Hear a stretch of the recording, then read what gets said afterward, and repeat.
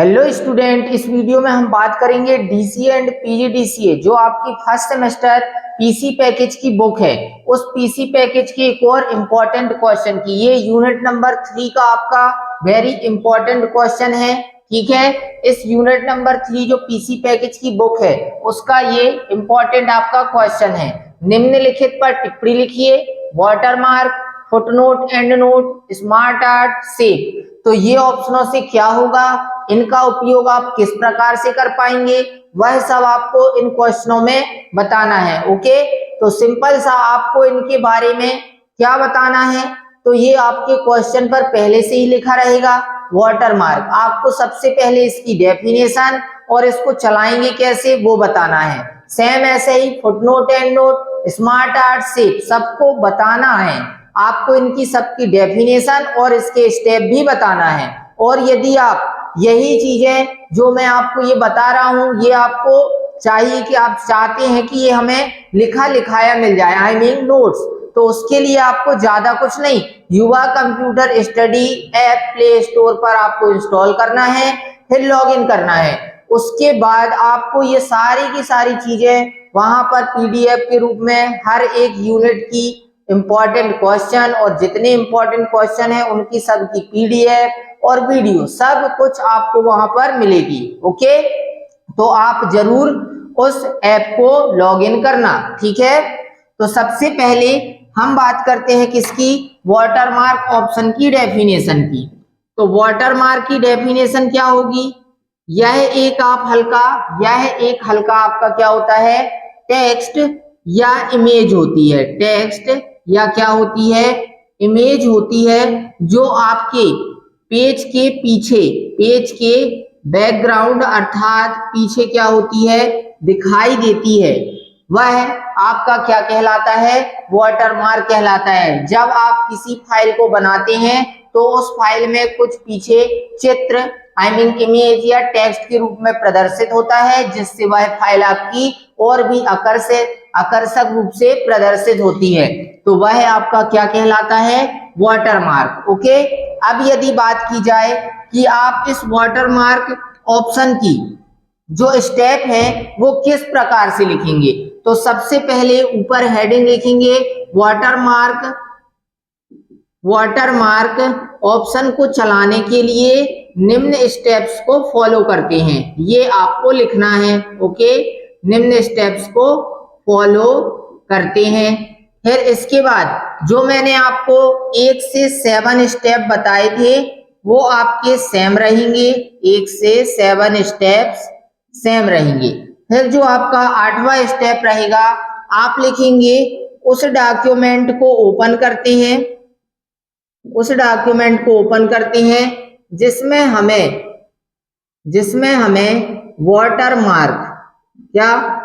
हमें वाटरमार्क को अप्लाई करना होता है। ओके, फिर अगला स्टेप आपका रहेगा, पेज लेआउट मेन्यू पर क्लिक करते हैं, क्योंकि इसके लिए आपको पेज लेआउट मेन्यू पर जाना पड़ता है, इसी कारण से यहाँ लिखेंगे पेज लेआउट मेन्यू पर क्लिक करते हैं। फिर 10वां स्टेप, इसमें प्रदर्शित ऑप्शन में से पेज बैकग्राउंड ब्लॉक में, कौन से ब्लॉक में, पेज बैकग्राउंड ब्लॉक में हमें कौन सा ऑप्शन मिलेगा, वाटरमार्क का ऑप्शन प्रदर्शित होता है। वाटरमार्क का ऑप्शन क्या होगा, प्रदर्शित होगा। अगले स्टेप पर आप लिखेंगे, इस वाटरमार्क ऑप्शन की ड्रॉप डाउन में क्लिक करने पर, वाटरमार्क ऑप्शन की ड्रॉप डाउन में क्लिक करने पर विभिन्न वाटरमार्क की क्या मिलेंगी, आपको डिजाइन मिलेंगी। अब अगले में लिखेंगे, इनमें से किसी एक में क्लिक कर देंगे। ठीक है, किसी एक में आप क्या करेंगे, क्लिक करेंगे, तो वाटरमार्क क्या हो जाएगा, पेज पर अप्लाई हो जाएगा। ठीक है, पेज पर अप्लाई हो जाएगा। और एक बात और ध्यान रखना कि आपकी फाइल में चाहे 1 पेज रहे चाहे 10 पेज रहे, ये हर एक पेज पर वाटरमार्क क्या हो जाएगा, अप्लाई हो जाएगा। जैसा कि हेडर फुटर ऑप्शन आपने चलाया होगा, आप हेडर में क्या देते हैं, उस पार्ट का या उस फाइल का टाइटल लिखते हैं, या फिर आप क्या लिखते हैं, पेज नंबर लिखते हैं। तो जो आपने हेडर में टाइटल लिखा है तो वो आपने पहले पेज के हेडर में लिखा, तो वह हर एक पेज के हेडर में अपने आप आ जाता है, मतलब रिपीट हो जाता है। उसी प्रकार जो ये वाटरमार्क है आपने पहले पेज में दिया, लेकिन ये एक फाइल में आपकी 10 पेज है तो वो 10 पेज पर वाटरमार्क अप्लाई हो जाता है। ये बात ध्यान रखना। हालांकि ये डीसीए में आपको ऐसा आंसर में नहीं बताना है, लेकिन आप इसको ध्यान रखना। ओके, फिर अगला स्टेप रहेगा, अतः इस प्रकार एमएस वर्ड में वाटरमार्क को अप्लाई करने की प्रक्रिया पूर्ण हुई। या लिखेंगे, अतः इस प्रकार एमएस वर्ड में किसी डॉक्यूमेंट पर वाटरमार्क को अप्लाई करने की प्रक्रिया पूर्ण हुई। ओके, इसके बाद आगे चलते हैं, इसको यहां से मैं रफ करता हूं। नेक्स्ट है आपका फुट नोट एंड नोट। अब ये क्या होता है तो समझते हैं इसको। सबसे पहले जैसा कि मैंने आपको बताया कि सबसे पहले हम फुटनोट और एंड नोट, ये दो अलग अलग ऑप्शन हैं, इसलिए एक एक से इनको समझेंगे। तो फुटनोट ऑप्शन की सबसे पहले हम बात करेंगे डेफिनेशन की। ओके, डेफिनेशन मतलब परिभाषा की। तो इसकी परिभाषा या डेफिनेशन क्या होती है, यह एक ऐसा नोट होता है जो हर एक पेज के नीचे लिखा जाता है। इसमें हम किसी टेक्स्ट की जानकारी को और जानकारी लिखने के लिए लिखा जाता है, जिससे उस टेक्स्ट या उस फाइल में लिखी गई जो भी टेक्स्ट है उसको आसानी से समझा जा सके। अब इस डेफिनेशन को समझते हैं। जैसे मैंने बोला कि आपकी कोई फाइल है, उसमें वर्ड लिखा है फाइल, तो हम फाइल को और कोई दूसरे वर्ड से भी जान सकते हैं, जैसे डॉक्यूमेंट। ठीक है, इसी के साथ साथ मैंने बोला कि आपके सामने एक और वर्ड लिखा है गैलरी, तो गैलरी में क्या स्टोर होती है, फोटो, तो हम इस वर्ड का मतलब क्या बता सकते हैं, फोटो बता सकते हैं। ओके, तो इसका मतलब ये होगा कि ये जो वर्ड आप फुटनोट से बता रहे हैं, मतलब किसी फाइल में उसी वर्ड के और कोई वर्ड का मतलब आपने फुटनोट से बताया, तो वो उसी पेज के, जिस पेज में ये टेक्स्ट लिखा है उसी पेज के बॉटम में, कहां पर, उसी पेज के बॉटम पर आप ये वर्ड का मतलब बताएंगे। अब जब आप ये फाइल किसी को पढ़ने के लिए क्या करेंगे, शेयर आई मीन साझा करते हैं, ठीक है ना, तो वह उस फाइल में जैसे ये वर्ड का मतलब नहीं समझ पाता, तो जब वो माउस पॉइंटर ला के ऐसे करके पढ़ेगा तो उसमें यह वर्ड हाईलाइट हो जाएगा। जैसे ही इस वर्ड में आएगा तो वहां पर ये ब्लिंक करता हुआ दिख जाएगा। ओके, तो इस फुटनोट और एंड नोट दोनों ऑप्शन का काम होता है कि जब हम किसी फाइल को किसी को पढ़ने के लिए सेंड करते हैं तो उस वर्ड में कुछ वर्ड उस फाइल में कुछ वर्ड ऐसे लिखे होते हैं जिन वर्डों का मतलब कोई दूसरा होता है, तो हम उन वर्डों का मतलब दूसरा बता देते हैं। तो जब वह उस फाइल को पढ़ेगा तो उसमें माउस पॉइंटर उस वर्ड में लाने पर उस वर्ड का कोई दूसरा मतलब वहां पर ब्लिंक करता हुआ दिखेगा।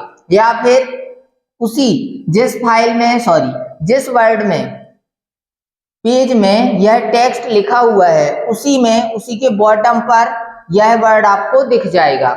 और जो एंड नोट होता है, एंड नोट का भी काम यही सेम होता है, लेकिन जो एंड नोट दिया जाता है वो पूरी फाइल के अंत में दिया जाता है। कैसे, अब समझते हैं दोनों का पहले अंतर। तो जो मैंने बोला कि फुटनोट में भी आप किसी वर्ड का मतलब ही बताएंगे और एंड नोट में भी आप किसी वर्ड का मतलब ही कोई दूसरा बताएंगे। ओके, तो फुटनोट में हर एक पेज के, कहां पर, हर एक पेज के बॉटम में आप मतलब बता देंगे, किससे, फुटनोट ऑप्शन की सहायता से। लेकिन जो एंड नोट ऑप्शन है, इस ऑप्शन की सहायता से हर एक वर्ड का मतलब तो आप बताएंगे, लेकिन वह पूरी फाइल के अंत में बताएंगे। कहां पर, पूरी फाइल के अंत पे। मतलब कहने का, यदि आपकी फाइल में 1 से 10 पेज हैं तो आप चाहे पहले पेज के कोई टेक्स्ट का मतलब बताएं तो वो 10वें पेज के कहां आएगा, अंत में, मतलब 10वें पेज में आएगा उस वर्ड का मतलब। लेकिन यदि आप वही उसी वर्ड का मतलब पहले पेज के फुटनोट से बताते हैं तो वो उसी पेज के बॉटम पे उसका मतलब आप लिख देंगे। लेकिन यदि आप पहले पेज के कोई वर्ड का मतलब फुटनोट की जगह एंड नोट से बताते हैं तो उस वर्ड का आप मतलब पहले पेज पर नहीं लिख सकते, उसका मतलब आप 10वें पेज पर लिखेंगे। ओके, ये होता है दोनों में अंतर, बाकी इनका दोनों का काम सेम होता है। ठीक, अब इन ऑप्शनों को आप चलाएंगे कैसे? तो चलाने के लिए आपको इसको स्टेप बताने जो बिल्कुल आसान से सरल से हैं। पहले तो आप 1 से 7 स्टेप वही ले लो जो सेम है आपके, और आपको वो लिखने ही लिखने हैं, ये भी ध्यान रखना। फिर 8वां स्टेप है आपका क्या? उस डॉक्यूमेंट को ओपन करते हैं, ये भी आपको मैंने कई बार बताया है, ये लिखना ही लिखना है। को ओपन करते हैं जिसमें हमें फुटनोट और एंड नोट से किसी वर्ड का मतलब बताना होता है। ओके, किसी वर्ड का क्या बताना होता है? मतलब बताना होता है। ओके, फिर 9वां स्टेप आपका क्या हो जाएगा? तो 9वां स्टेप आपका रहेगा रेफरेंस मेन्यू पर क्लिक करते हैं। फिर 10वां स्टेप क्या? इसमें प्रदर्शित ऑप्शन में से फुटनोट्स ब्लॉक में हमें फुटनोट तथा एंड नोट का ऑप्शन प्रदर्शित होता है। ओके, ये आपको बताना है, फुटनोट एंड नोट दोनों का ऑप्शन प्रदर्शित होगा। अगले में लिखेंगे इन ऑप्शन की सहायता से हम किसी वर्ड का मतलब बता सकते हैं, किसी वर्ड का मतलब बता सकते हैं। ओके, मैं आपको यहाँ पे पूरा इसलिए नहीं लिख के बता रहा हूं, नहीं तो वीडियो ज्यादा ही लॉन्ग हो जाएगी। आप युवा कंप्यूटर स्टडी ऐप को लॉग इन करें, वहां पर ये सारे प्रॉपर आपको मिल जाएंगे, और जैसा कि मैं आपको यहाँ पर पढ़ा रहा हूँ, समझा रहा हूँ, उसी प्रकार से आपको वो नोट्स भी मिलेंगे। ओके, तो इसके बाद नेक्स्ट स्टेप आपका रहेगा, अतः इस प्रकार फुटनोट एंड नोट ऑप्शन को चलाने की प्रक्रिया पूर्ण हुई। ये आपके एंड नोट फुटनोट के हो जाएंगे। अब इसको मैं यहां से रफ करता हूं। इसके बाद हम बात करते हैं किसकी? स्मार्ट आर्ट की। तो स्मार्ट आर्ट की सबसे पहले डेफिनेशन, यह एक ऐसा ऑप्शन होता है जिसका उपयोग किसी भी जानकारी को इमेज मतलब कि डायग्राम या ग्राफिक रूप में प्रदर्शित करने के लिए किया जाता है, जिससे वह जानकारी और आकर्षक और आसानी से समझने योग्य बन सके। ठीक है, मतलब स्मार्ट आर्ट के अंदर आपका वो स्मार्ट आर्ट एक प्रकार का क्या होता है?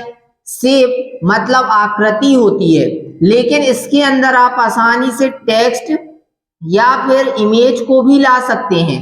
किसके अंदर? स्मार्ट आर्ट के अंदर। तो यह एक ऐसा ऑप्शन होता है जिसमें हम किसी भी जानकारी को ग्राफ या डायग्राम की सहायता से आसानी से प्रदर्शित कर सकते हैं, जिससे लोगों को कोई चीज हम समझाएं तो उसको समझने में आसानी होती है। ये स्मार्ट आर्ट की डेफिनेशन रहेगी। अब इसको स्मार्ट आर्ट ऑप्शन को चलाने के लिए आपको क्या करना पड़ेगा? तो फिर वही 1 से 7 स्टेप सेम। फिर उस डॉक्यूमेंट को ओपन करते हैं। ठीक है, उस डॉक्यूमेंट को ओपन करते हैं। फिर इसके बाद 9वां उस डॉक्यूमेंट को ओपन करते हैं जिसमें हमें स्मार्ट आर्ट शेप को लाना होता है, स्मार्ट आर्ट शेप को इंसर्ट करना होता है, ये आपको लिखना है। फिर अगला स्टेप इंसर्ट मेन्यू पर क्लिक करते हैं। इंसर्ट मेन्यू पर क्लिक करते हैं। अगला स्टेप आपका इसमें प्रदर्शित ऑप्शन में से इलेक्ट्रेशन ब्लॉक में हमें कौन से ब्लॉक में? इलेक्ट्रेशन ब्लॉक में हमें स्मार्ट आर्ट का ऑप्शन प्रदर्शित होता है। स्मार्ट आर्ट ऑप्शन क्या होता है?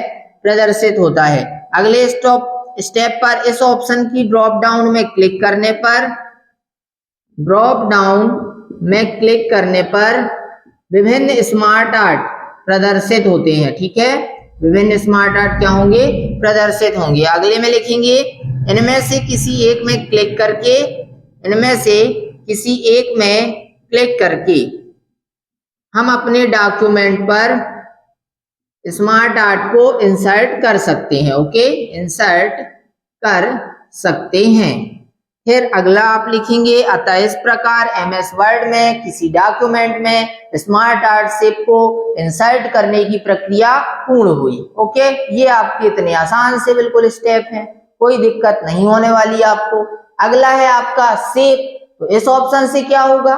शेप। यह एक ऐसा ऑप्शन होता है या यह एक ऐसा टूल होता है जिसकी सहायता से हम रेखा, आयत, तीर, एरो ये सब आसानी से हम क्या कर सकते हैं, अपने डॉक्यूमेंट पर इंसर्ट कर सकते हैं। ठीक है ना, ये आपका शेप होता है। अब शेप को भी क्या करने के लिए, इंसर्ट करने के जो स्टेप रहेंगे तो वो यही रहेंगे 1 से 7 स्टेप सेम।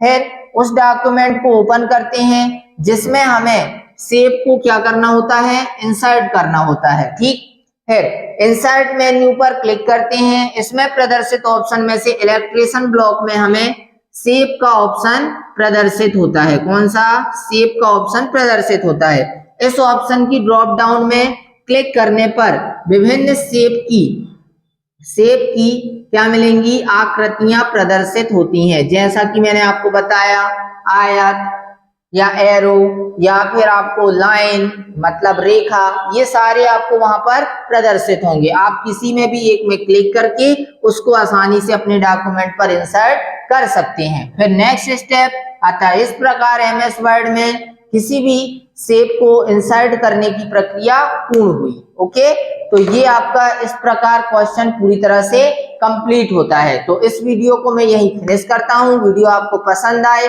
तो वीडियो को लाइक करें और चैनल को सब्सक्राइब करें। धन्यवाद।